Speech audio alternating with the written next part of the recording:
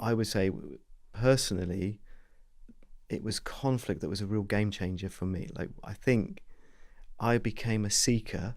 I think we could call it that. I became a spiritual seeker because of conflict, because of this very point that you're making. Many years ago, I was working in a corporate. Is it okay just to go straight into a little story? Absolutely. We love a story on this podcast. So I was working in a corporate environment in a merchant bank, and I was the youngest person in the team. And I always felt like, as a result of that, I was treated differently to the rest of the team. And my boss would always give me the work that others weren't doing. I was always treated quite badly, or so I felt at the time. And it was around that time that I decided to learn to meditate, because it was a fairly high stress environment. I wasn't a banker as such. I was working in telecommunications, but within the banking industry. And I was getting to the point where I felt that this person was impossible. And I'm trying to basically have a happy life whilst going to work in these oppressive conditions, you know. So eventually I decided I needed to learn to meditate to be able to feel more comfortable at work. After I got, and it was a centre in Sydney, Kadampa Centre in Sydney, Kadampa Meditation Centre Sydney, that I went to.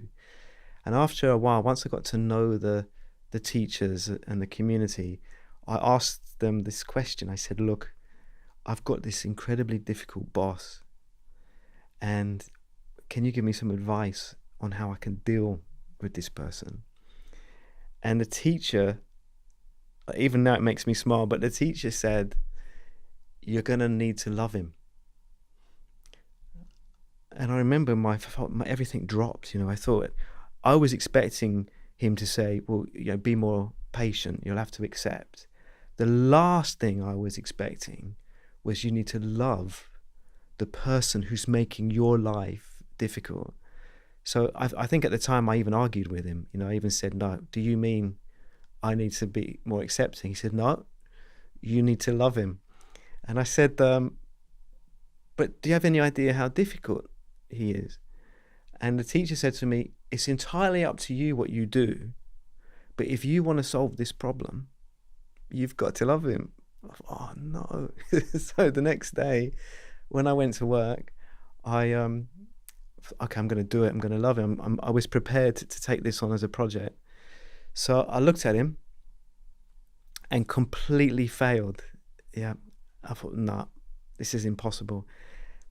The next day I tried again. So every day I tried again, even though for quite a few days I got nowhere. And I started to use I started to get creative. One thing I did was I remember this clearly one day, was I superimposed mentally, not literally, I mentally superimposed my brother's face onto my boss. And one thing I learned was that my brother could get away with a lot more than my boss could get away with. And so every day I kept trying, you know, these little creative ideas. And, you know, they say Rome wasn't built in a day, right? So it took a while. But after, 6 weeks, again, I'll never forget it, my boss started to tell me jokes. I'm not saying they were funny, but he, you know, in these corporate settings, you sit in a cubicle, yeah, with your desk, with the partitions around you. Anyway, he'd come rolling over on his chair to my cubicle, tell me a joke, and then roll off again. And I thought, oh my goodness me, he's completely different. And, you know, another week on, he started to tell me about some difficulties he was having with his wife, with his kids, like some real troubles he was having at home. Now, we were never going to be best friends, but we definitely had a nice relationship. So after a while, I went back. I was going to the center regularly anyway, and I went back to the center and I spoke to the teacher and I said, you know what? I did what you said. Like, I loved him. I did what you said. And I have to say, you were right. He changed. And then the teacher looked at me in the eyes and said, no, he didn't. And even today, I get, I get goosebumps, right? Because it suddenly dawned on me that in reality, I was the problem.